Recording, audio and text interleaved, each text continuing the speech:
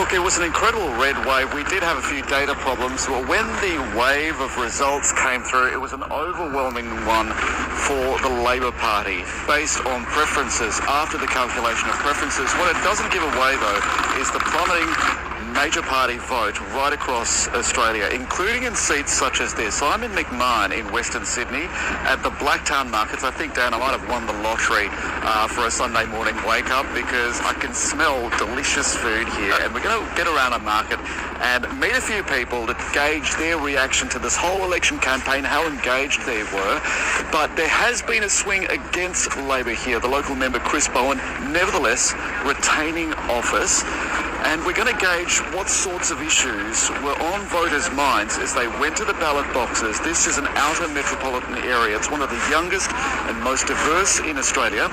And this cohort of voters, Gen Zs and Millennials, the largest voting bloc in Australia, but also famously difficult to predict because their political allegiances don't fit neatly anywhere in particular. So we're going to gauge the reaction of locals here to the campaign, to the issues that they see bubbling along for this government. Yeah, Jez, fair to say that I'm jealous of you out there with the food, and I'm sure that I can almost smell the strong coffee coming through the screens this morning. So well done to you snagging that post.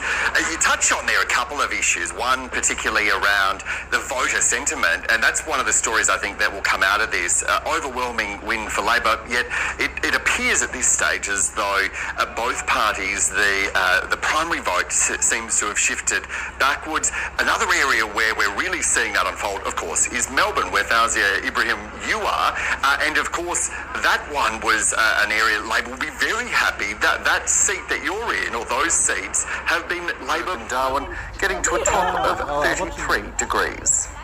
Yeah. And let's head back to Western Sydney now, where host and co-host Jeremy Fernandez is standing by, and with that smile, I reckon you've just had a double shot espresso.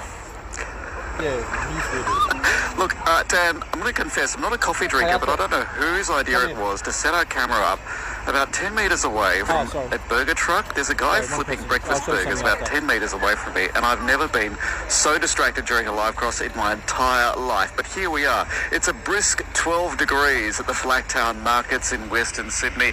Now, you heard a lot during the campaign about the outer metropolitan electorates that were going to be key to either major party winning victory, because issues like housing, the cost of living are big issues here.